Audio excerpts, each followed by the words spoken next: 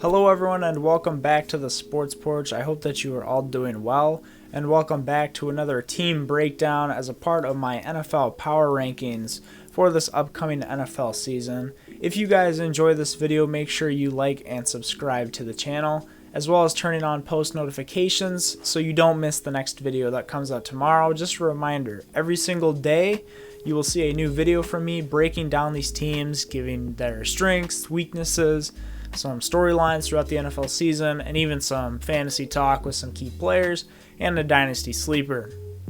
So then, let's go ahead and get into this today with the New York Jets. So they fall in once again to the non-factors with interesting pieces to watch tier for me. If you wanted an explanation of the tier system I have for these power rankings, link in the description below. I'll have everything laid out for you there. So coaching analysis, Joe Douglas as your general manager, Robert Saleh in year one as head coach, along with Mike LaFleur at offensive coordinator, Jeff Ulbrich at defensive coordinator, and Brant Boyer, who has been here at special teams for 6 years. So some strengths of this team. Let's start off with that coaching staff. I think it's excellent. I love the Robert Saleh hire for this team.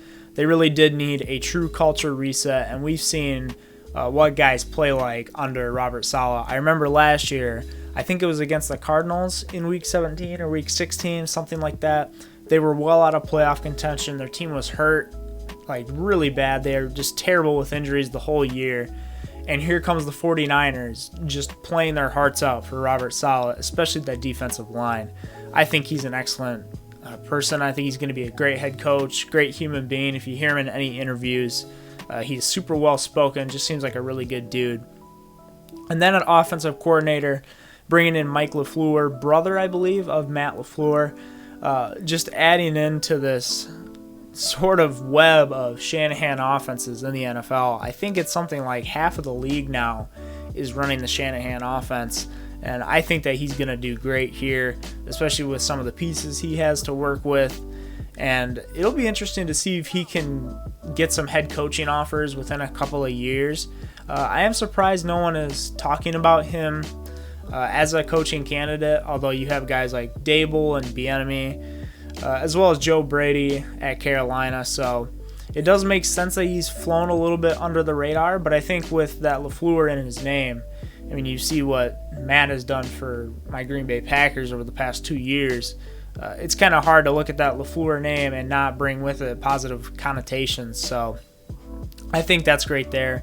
And speaking of that offense, I think the wide receiver room is pretty good here, especially with newcomers. Elijah Moore, they drafted in the first round, along with Corey Davis. You also have Denzel Mims, who they drafted, I believe, last year, and then a solid slot receiver in Jamison Crowder. So I really like the wide receiver room here. You also have Keelan Cole, I also forgot to mention, from Jacksonville. And then I would say on the defensive side of the ball, the front seven has some really good pieces to work with here. Quentin Williams is the big one. I think he's going to break out this year into an absolute star. CJ Mosley coming back from opting out last year. Carl Lawson they bring in from Cincinnati. And Sheldon Rankins here as well. Especially just pairing that once again with how hard defensive lines and how well they are able to generate pressure underneath Robert Saleh. We saw that at the 49ers consistently. They're just these dogs, this hound, just swarming the quarterback at all times, making them super uncomfortable. So I think that's a real strength of this team here. And then for weaknesses, this cornerback room really is still a mess. There is no one of note. And the safeties are good here. You have guys like Marcus May and LaMarcus Joyner who they bring in. But the corners definitely still need work. That's something to look out for in the first round and next year potentially. The offensive line still needs a little bit of work on the right side. The left side I think is good for now. You've got Mekhi Becton, who had a really good year last year. I think would have been the best rookie offensive lineman if Tristan Wirfs wasn't down there in Tampa just demolishing guys. As well as Elijah Vera Tucker, who's going to be a left guard this year. I think that he's fine. But on the right side, at center, Connor McGovern, Greg Van Roten at guard, and George Fant. These guys are okay, but you will be looking to upgrade for sure in the upcoming years. That's also another spot you could potentially see them draft as soon as next year. And then the tight end room isn't very good here. They did bring in Kenny Yeboah, which is, oh, by the way, an all-time name. That's just a great name. I think he could develop into a decent player, but nothing more than that. So some storylines and question marks heading into the season. I can't believe I haven't mentioned this guy up until this point, but how will Zack Wilson do this year? Will he be that number 2 overall pick like was promised? There's a lot of quarterbacks drafted behind him in this class. You've got Justin Fields, who was drafted way behind him, and Trey Lance, who was taking the pick right after. So it's going to be an interesting question, seeing how Zack Wilson plays here in year 1. I know he had some issues at his first training camp practice, although I think that does have to do with him just simply not being on the field due to those contract talks going on there. I think Zack Wilson is great. I had him as my QB2 in this draft. I love his off-platform accuracy.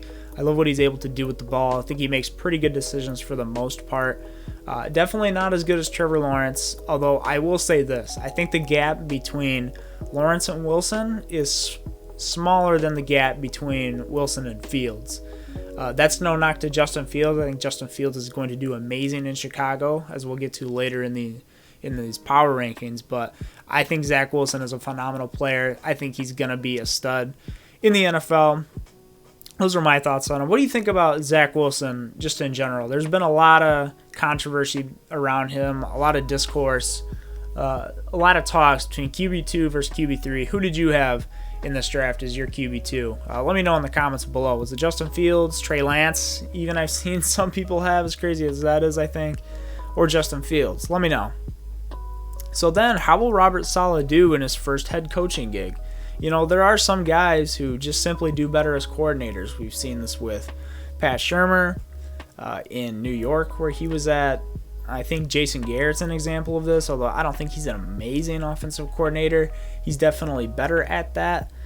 We've seen this before with some guys, right, where they're just simply better as a coordinator. I don't think that'll be the case with Saleh. I think he'll be really good here. But that is a question to look out for. And then how will this secondary perform as a whole? Because they do have a good safety group. They have Marcus May, who they franchise tagged, and LaMarcus Joyner, who I mentioned earlier. But the cornerback room really is bad. So I'm curious how Robert Saleh is going to be able to maneuver those guys around and see what he can do with this team.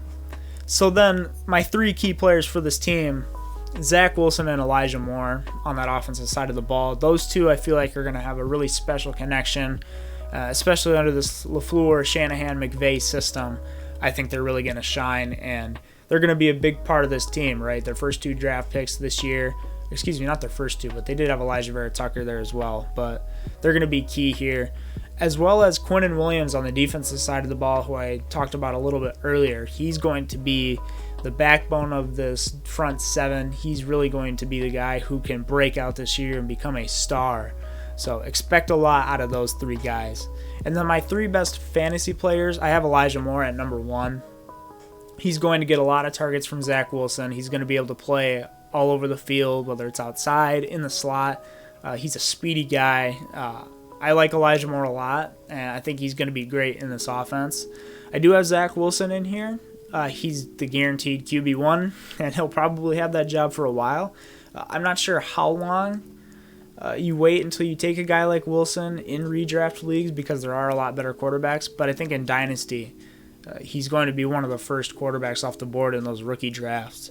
And then I wasn't sure who to put at this one just because of the guy I have at my sleeper pick, but I'll go with Corey Davis. And you can probably take your pick from a number of wide receivers here, between Denzel Mims or Jamison Crowder even, who gets a lot of catches out of the slot. I like Corey Davis coming in here, though. I think they might have overpaid for him a little bit, but for fantasy, we don't really care about that. And then my sleeper player for Dynasty is going to be Michael Carter, coming out of North Carolina.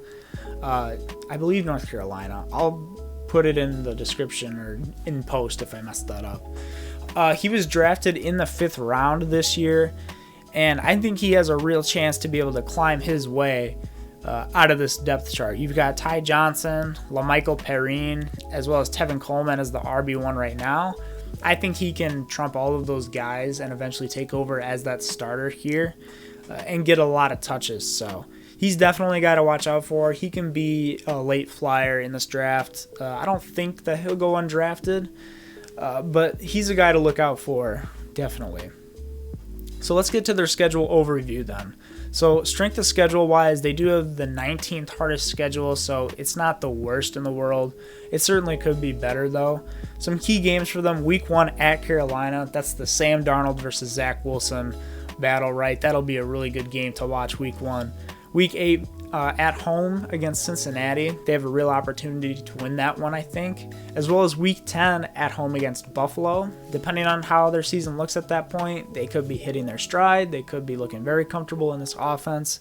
And they do have a Thursday game the week before, so they'll have a little bit more time, a little bit more rest to be able to prep for this Buffalo team. And then week 16, home against Jacksonville. This is the Trevor Lawrence versus Zack Wilson debate, even though I don't really think it was a debate for who should have gone number 1. But they have a great chance to win here against a young Jacksonville team while they're at home.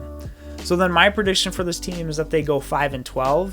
I think their floor is 2 wins and that their ceiling is 7. I think they could eke out some of these wins against Buffalo, against Carolina, even against Atlanta, who they have on their schedule. I think there are some wins to be had here. And then the Vegas over-under is 6 wins. I would say cautiously take the under there.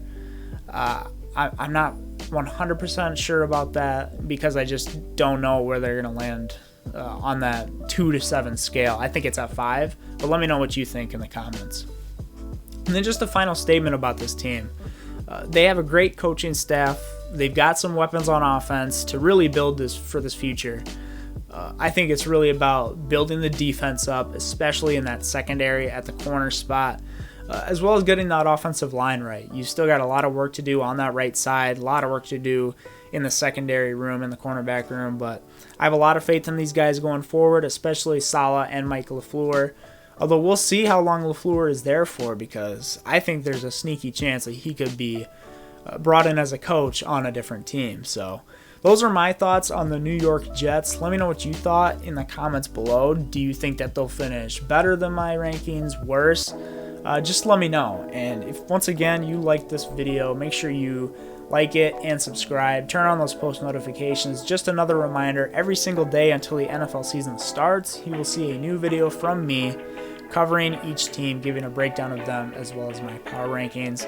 But that's all I have for you. Thank you guys so much for watching, and I will see you guys on the next one.